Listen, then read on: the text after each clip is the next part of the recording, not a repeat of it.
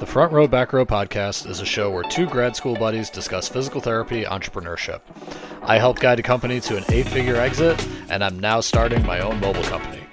Brian grew his mobile practice to 4 clinics, and he's now doing $1 million in revenue. Join us as we help you grow your own business. All right, guys, today we are... How you doing, Brian? We're going to be talking about your VA stuff. I know I just hopped on the call with Brian today, and he was like, I just got off the phone. I just hired another VA. Well, I think what's cool, I think you're collecting them. I think one of the things that's big, collecting them, exactly. I think what's a big piece that it sounds like a lot of listeners have been interested in for us is like artificial intelligence and AI, right? Yeah. And I think that one of the thought processes that I kind of figured would be good is, and we'll talk about I think another future podcast we're just chatting about will be like AI tools that we really see emerging already that are really positive. But I think what I have noticed in particular is that VAs can still be really, really, really effective at certain tasks. And so for those who don't understand the acronym, it's virtual assistants. Yeah. So when it comes to like a virtual assistant, I had a friend who was talking about, he's like, oh, I'm really into Upwork, and Upwork's a really good site for this. And basically like finding people in Latin America that can help me with certain projects that I otherwise would have to hire somebody in the States. And we get from our fitness lead nurturing all the time, we get a bunch of people who speak Spanish, and they're like, I need somebody who speaks Spanish. So I thought to myself, that's freaking genius. I was like, because our AI still isn't great at that. Like yes, the AI companies will pitch, they'll speak 12 languages. They don't do it well. They don't go back and forth well. They don't navigate that. Whereas like somebody who's Colombian is just going to naturally switch from English to and Spanish. That's my big thing as an outside looking in, right? Because I started a cash practice. I'm just, right now I'm at a point where I have a really good job. So I'm not looking at lead nurture. I don't get 20 calls a day from my $3,000 in ad spend like you do, right? So I'm looking at it and saying, okay, I don't know if I have the money or the time to be able to figure out, okay, what's a VA good at? What's AI good at? And like you read the top line news things of like, oh, AI just solved world hunger, or AI just did all this stuff. And you're talking about like massive quantum computing with unlimited budgets. And then they finally did this one thing, right? But then me as a business owner, I'm like, okay, but maybe I only have like $1,000 to spend on this, right? Yeah. What would you tell me, right? Like, let's say I'm super busy, it's not Arizona summer. No one's here. Everyone's in San Diego. Right. But like, as I just was, by the way, nice. I highly recommend San Diego beaches. But like, what do you say to the guy who's like, all right, I want to optimize? Because the first thing I think of is, screw optimization, man. You need more patience. That's what anybody should say to me, right? Is like, you just need more butts in the seats, and then you can optimize, right? Yes. But like, let's say I'm at a point where my schedule is pretty full and I just need more time to service my people. Like, what would you do? Like, who would you say, VA first? Would you, for sure, I would go AI thing first? No, I would go with a VA first, a really good VA. Okay. And here's why, right? So how do I know it's a really good VA? That's the second question. You tell me why to my first question, and then how do I know who's good? All right. So the reason why is AI right now. So to Owen's point, everybody's talking artificial intelligence, AI. AI is not prepared to replace humans yet at certain things, right? It can do certain ad copies well. It can do things quickly, but it's not replacing anything. That's a lie. That's just something that's a catchy headline. Yeah. AI, in my experience so far, does 3 things really, really well. And maybe there's some other pieces that it does well, but these are 3 things that I have seen consistently it does well. 1, it's really fast at tasks. So if you can give it a task, it's really, really fast. But just like the person who does things fast doesn't mean it's always done correctly, right? But it's really fast. And it will call people quickly. It'll do that stuff. It works really well. So speed is king there. 2, It never needs to take a vacation. It never needs to pee. It never needs to, it'll work weekends. It'll work 2 a.m. It doesn't care. It'll work all the time. Well, some of So, those AI companion bots might need to pee if you're into that. well, exactly. So anyway, so again, like from an automated texting perspective, they can be really effective too, because they can be quick and they'll do it at 1 a.m. when people are doom scrolling on their phone, right? So it works really well there. And then the 3 that I think is huge when it comes to certain things like calling leads, it never cares if someone tells it to fuck off, right? So like we get that in lead nurture sometimes. And for those listening who are like solopreneurs and smaller businesses, like, yeah, you're getting warm lead. I think that's really what it comes down to. People are like, well, I'm really good at closing these types of leads, but not these types of leads. Well, these types of leads are the types of leads that tell you to fuck off, and they're uncomfortable leads. So human beings are not good at handling that, right? So AI is good at that. Whereas with a VA, the reason why I would say a VA right now, one, if you can find a really VA that does those 3 things well, there's your KPIs for that VA, right? They made the phone calls, they're converting. It's important to do that. So Owen asked, how do you do it? So again, to go back, one of the things that happens with some of our AI systems is they leave like gaps in what they do, right? So if you're, for instance, one of the things I'm talking about here is with lead nurture. So say there's a patient that calls, or a lead that calls, clicks on an ad or calls Owen to schedule, right? But he's working with somebody and the VA is going to call him back to schedule. A really good VA, one, will be able to speak multiple languages. That's always helpful, right? 2, it's quick. So the person knows, like, all right, I got to call this person. They know your schedule. Owen's not going to be there, blah, blah, blah. So they're a fast learner. 3, they can do multiple tasks. So they're good at lead nurture. They can talk the person through the phone. Hey, like, tell me what's going on, blah, blah. They can follow a script. They're a quick learner. They're naturally like a good human being when it comes to like actually talking on the phone, right? And then they know how to use the CRMs. They know how to use the actual like scheduling stuff and schedule them properly on your calendar. That'd be highly, highly effective, right? Mm-hmm. That's what I think we hope that AI can do. AI has a couple barriers to that. One is I do think there's just a genuine still distrust from people for AI. So what happens is if you find out it's AI, people are like, oh, it's an automated service, where it really isn't. It's better than that, but it's AI. It feels clunky. And 2 is, when it comes to natural pauses, like see how you and I are having a conversation, but I'm kind of dominating right now. I'm talking. Yeah. And like, so you see that yup you just had, if you say yup, the AI all of a sudden will be like, thanks, Owen. And like, it has these weird breaks to it. Yeah. Right. And so what happens is you can feel it being digital, and instantly now what happens as a human is I don't trust it, and I'm just not going to build the same rapport with it. That's why VAs are so good. And that's my thought, right? So thinking like high level and just kind of digesting all the news around it, I look at what you have, right? Where you have a half fitness, half PT business. You have 5 locations, multiple therapists. You are going to have a full-time job just dealing with people who are calling you every day to start care, right? And a lot of our listeners are going to be like me, or maybe they have 1 or 2 other contracted therapists they use, or maybe they only have 1 or 2 clinics, where a VA would be great, right? Where they can say, okay, I don't need to get somebody at 10 on the west side of Connecticut. I'm a small operation. Like, it's fine if somebody calls them back in 2 or 3 hours, right? So I feel like there's a scalability thing where AI, when people know that you're a big company, they understand, okay, this guy's got a bunch of leads, like whatever, I'm talking to an AI bot, but eventually I'll get in, right? Whenever you go to Athletico, you don't expect the therapist to pick up the phone call and say, hi, how are you? Tell me about your shoulder, right? You expect a big company to have like 5 or 6 things, right? But the other thing I'm wondering about is, you think of the food chain, right, of research.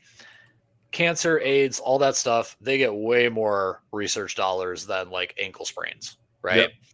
I think the same is going to happen when it comes to like physical therapy AI versus like the stuff Tesla uses, right?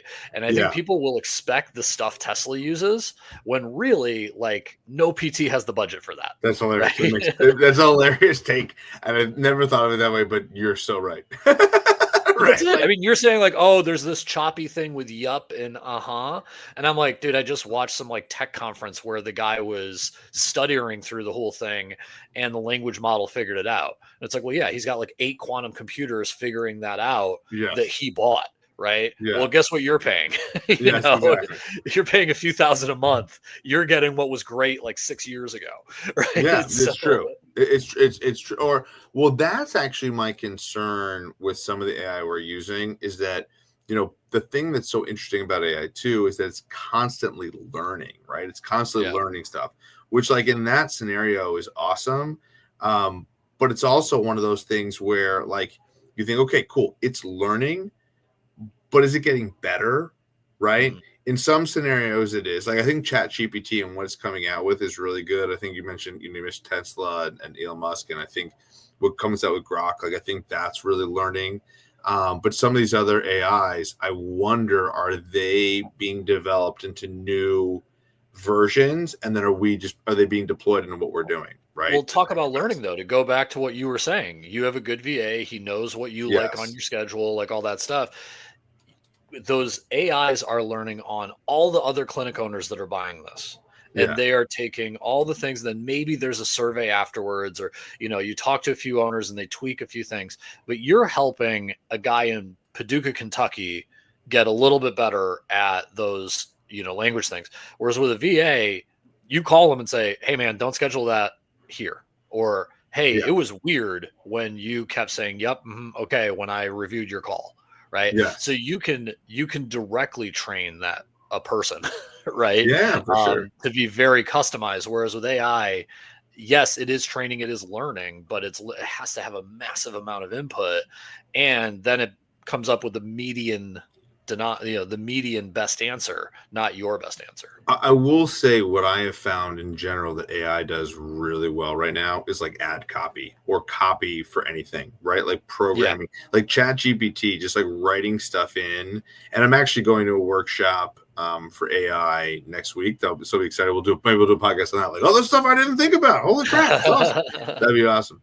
But I Yeah. think with like just the way, like as I'm playing around with it, like I know we've used AI for this podcast for CapCut, you can see the difference. It's sometimes it's not as good as when we have like us do it, right? Yeah. And just like Yeah. so there's aspects to that. But I just think when it comes to like filming and it comes to that process, like there's just better systems out there for other than that humans just need to be involved in. That's really what it comes down to. Like if you think, oh, the human's just better for it, that's when a VA would be better. And again, like I think the good news about a VA, to kind of like, I'm going to cut you off like an AI wouldn't. You're good. But nevertheless, let's say it's if you think about a VA, if they're not doing a great job, it's a pretty quick switch. It's not like we have to like, you're not firing somebody. You have to worry about unemployment. It's like, all right, cool, this isn't working. Sorry, on to the next person.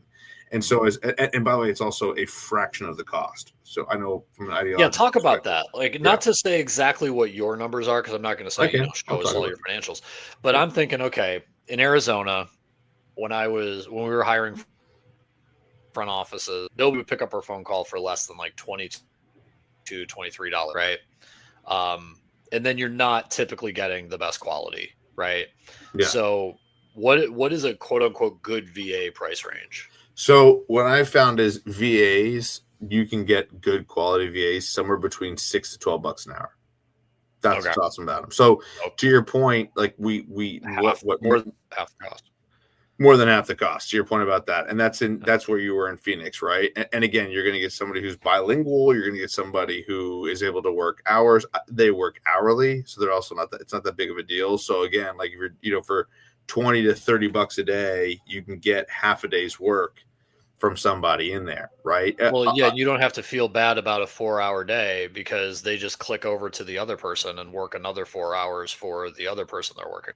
That's actually what I've noticed. Someone in a building, they're like, well, crap, now I got to drive home, and then they don't need me there this morning, so now I only have a 4-hour work day. They're freelancers, right? That's what they are. So virtual, so they can just click. Yeah. Exactly. And then if I have more work for somebody, then I'll hire somebody full time. Like, you know what I mean? Like, you know what I mean? And I think from that perspective, I've seen people on just different pay rates, and it works great from that perspective. So I just think VA, and again, like to give you an idea, we're talking about that these are college educated people, right? Like Yeah. that's what is kind of crazy about it all is like Fluent in English, especially yeah. if they're Philippines. Yeah. I mean, when you think about it, and again, like some people, I do also think, and again, this is not to try and trigger something and be canceled, but I just think like in the United States, think about where you live in Arizona, where I live outside New York City, right? Like somebody who has a Spanish speaking accent is just it's a normal thing. Like, so someone who has good English Yep. skills with a bit of a Spanish speaking accent and then can also speak Spanish, like that person is just going to be very well received on the phone, right? Yeah. I have found that like we have somebody else who's from the Philippines. She has a bit of a thicker accent.